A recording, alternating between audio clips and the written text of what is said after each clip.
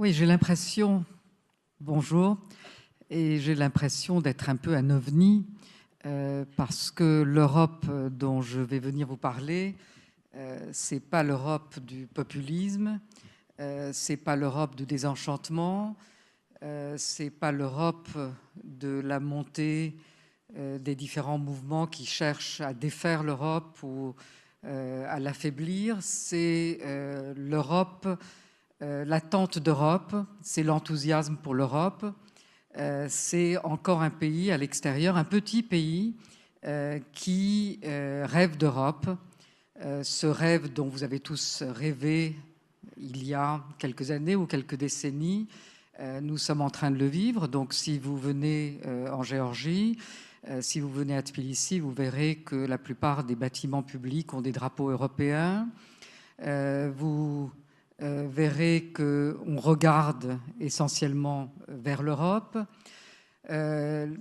Les Géorgiens votent tous les jours avec leurs pieds pour l'Europe. Ils font partie, malheureusement, aujourd'hui encore, de ces migrants légaux ou illégaux qui viennent en Europe parce que c'est l'avenir tel qu'ils le conçoivent.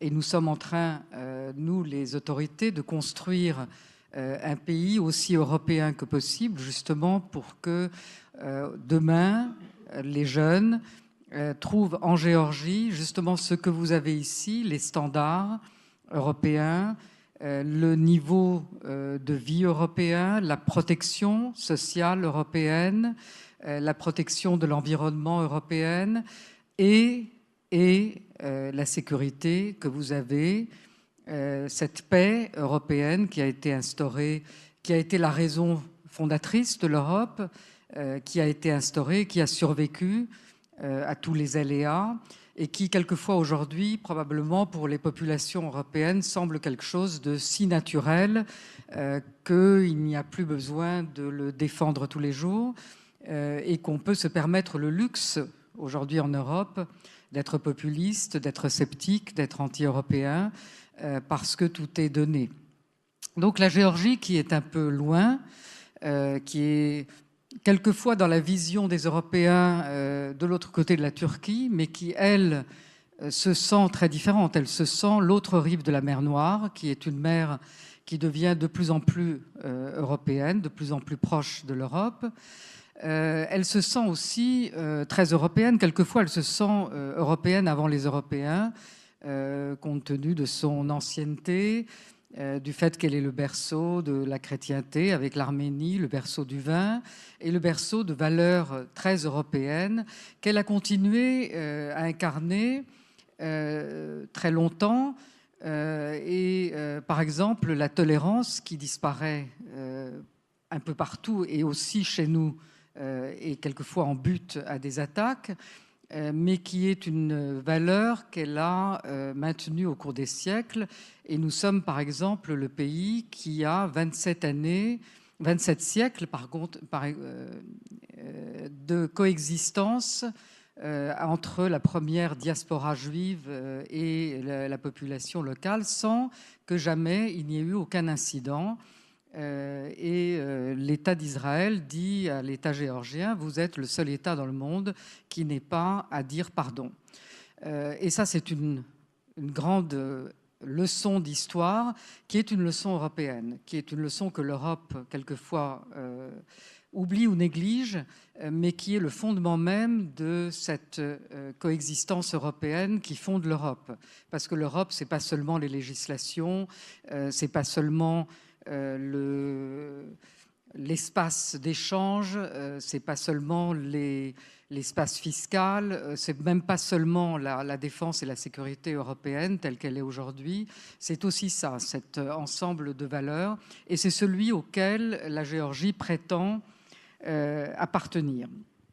Alors, c'est pas seulement le passé non plus pour la Géorgie, c'est le présent qui est très fortement ressenti. La Géorgie a connu ce qu'est la vassalité. Elle est sortie de cet empire soviétique qui était un empire de vassalité. Elle connaît le prix de la liberté et de l'indépendance reconquise. Et si elle regarde vers l'Europe, elle regarde vers un espace qui est un espace qui permet au pays d'exister sans être réduit dans une nouvelle vassalité et dans une nouvelle dépendance. Elle a connu la guerre, et elle a connu la guerre il n'y a pas très longtemps, ça fait tout juste 10 ans, et elle connaît donc le prix de ce qu'est de défendre ses frontières. Elle a aujourd'hui 2 territoires occupés, elle a une ligne d'occupation qui passe à quelques 40 km de la capitale.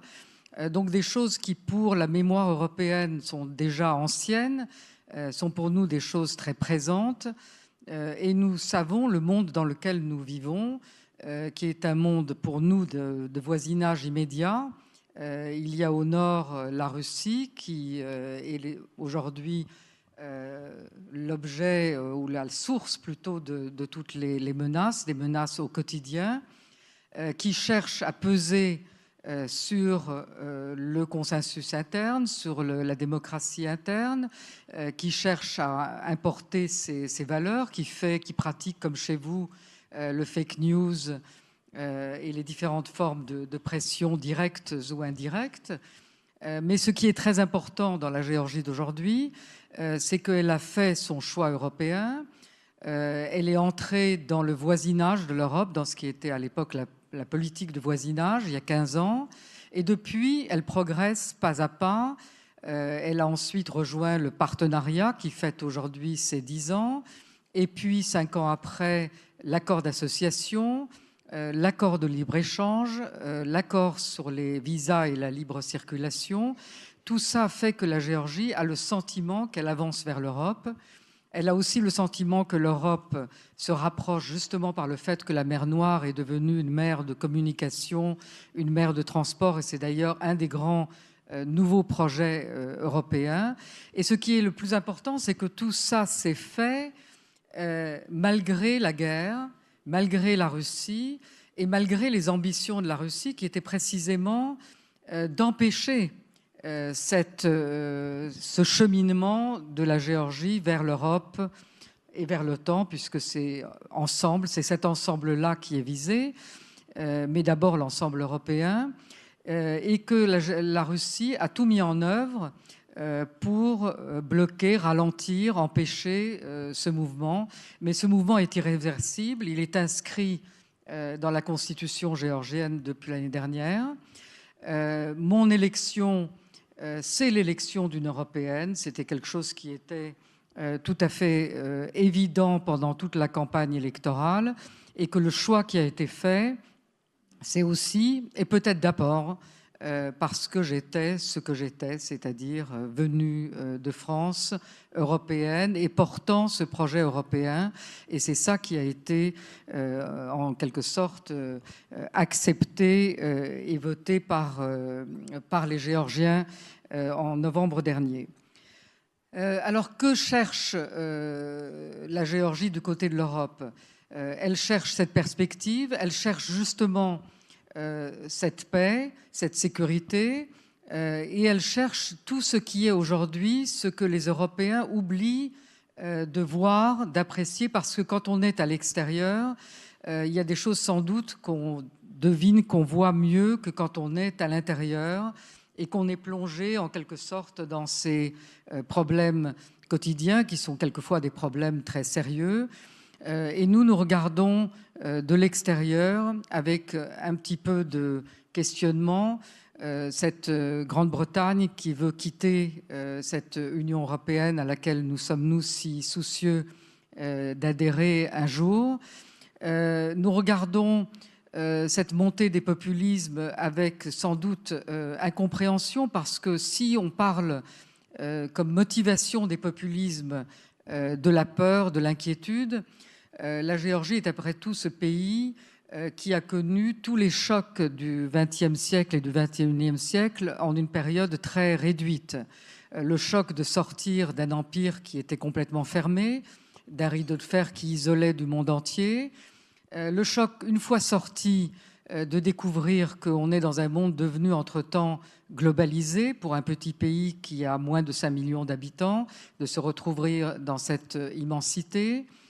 Le choc de la rencontre des cultures extérieures Tout ce qui aujourd'hui inquiète les populations européennes sont des choses que nous avons connues pratiquement tout ensemble sans y être du tout préparés.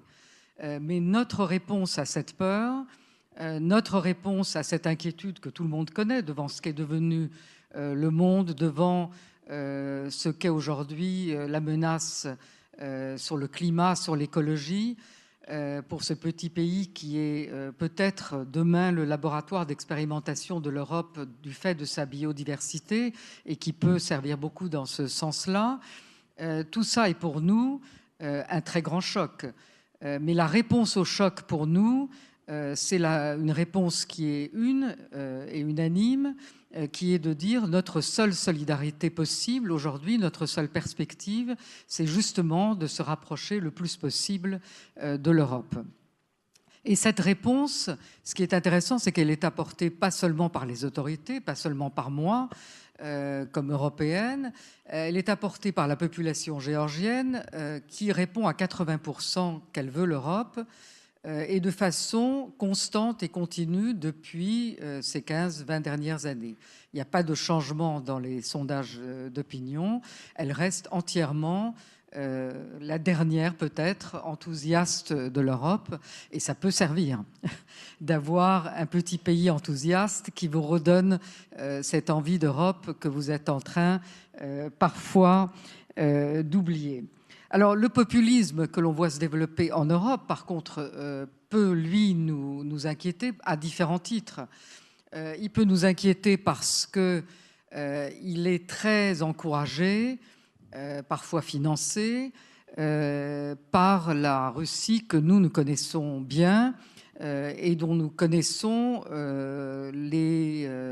la volonté d'affaiblir l'Europe de l'intérieur, d'affaiblir tout ce qui, sur son pourtour, peut être une forme différente de puissance, une forme différente d'attraction, avec d'autres règles et avec d'autres valeurs. Et donc aujourd'hui, la Russie, ce qu'elle n'avait pas fait dans les années précédentes, elle était beaucoup moins habile, je dirais, à utiliser les développements sur son pourtour, a aujourd'hui compris qu'elle peut utiliser ces populismes à son avantage, et elle le fait. Elle le fait aussi en Géorgie, mais disons, nous avons peut-être, par le fait de notre appartenance passée à cet empire et notre connaissance de ces tactiques diverses de propagande alors et aujourd'hui, ce que la Russie appelle le soft power, mais en réalité, la Russie ne sait pas ce qu'est le soft power, parce que le soft power, ça doit être justement l'attractivité, et c'est quelque chose qui n'est pas ce que sait faire la Russie. Elle sait diviser, elle sait faire pression, et elle l'utilise aujourd'hui de façon très contrôlée sur ses pourtours, et en particulier vers l'Europe centrale. Et donc le populisme est un danger parce qu'en plus, il sème un véritable pessimisme sur l'avenir qui est fondé sur le fait que l'Europe telle qu'elle existe est imparfaite. Et tout l'argumentaire des populismes, c'est de dire l'Europe n'a pas réussi ceci, n'a pas réussi cela, n'est pas à même d'eux. Et c'est vrai, l'Europe n'est pas parfaite, mais le problème, c'est qu'il n'y a aucune alternative qui soit plus parfaite que l'Europe. Et il n'y a aucune alternative à l'Europe. Et ça, c'est pour nous quelque chose qui est une vérité première, parce que là où nous sommes situés sur une terre que nous considérons comme une terre anciennement européenne et toujours européenne, c'est la terre d'où Jason avait enlevé Médée, donc on a en commun cette histoire d'enlèvement au départ. Cette terre européenne, elle est entourée de, aujourd'hui, ce que sont tous les dangers et toutes les instabilités du monde actuel.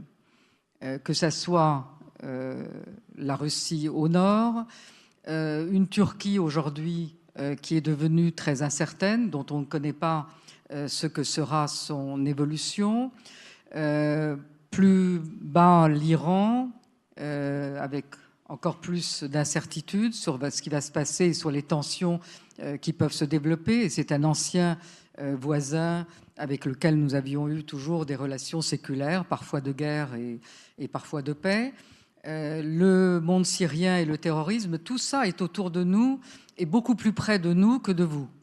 Et c'est pour ça que c'est une grande clarté que nous voyons que la perspective européenne, cette Europe qui n'est pas le continent le plus peuplé, qui n'est pas le continent le plus puissant, qui n'est pas le continent militairement le plus puissant et qui ne répond pas à toutes les questions du monde, mais cette imperfection européenne, c'est notre perspective, c'est notre seule perspective.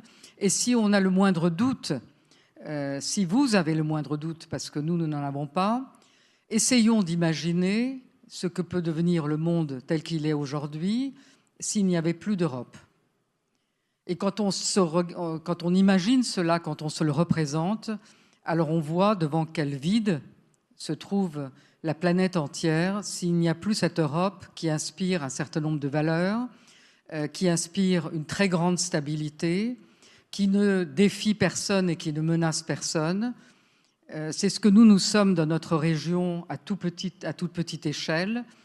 Dans les 27 siècles de l'histoire géorgienne que je rappelais tout à l'heure, la Géorgie n'a jamais envahi de frontières extérieures. Et l'Europe est cela à l'échelle de la grande planète. C'est aujourd'hui un ensemble de paix, un ensemble de prospérité avec beaucoup de problèmes.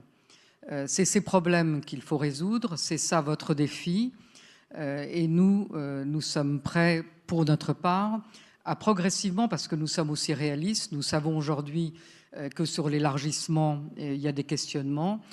Donc notre volonté, c'est pas de forcer les portes, mais c'est de pénétrer par toutes les portes qui vont s'ouvrir. Et nous sommes déjà entrés, nous sommes très entrés dans Erasmus. Tous nos étudiants entrent de plein pied en Europe grâce à Erasmus et Erasmus+. Nous sommes entrés dans l'Europe de la culture. Nous sommes entrés dans l'Europe des transports, nous sommes entrés dans certains pans de l'Europe de l'agriculture, ou plutôt nous sommes aidés par l'Europe de l'agriculture, et nous allons continuer dans cette direction, pas à pas, partout où on nous laissera entrer, nous serons là, et nous serons là à vos côtés. Nous avons besoin de vous, mais vous avez aussi besoin de l'enthousiasme que véhicule aujourd'hui la toute petite Géorgie à la porte de l'Europe.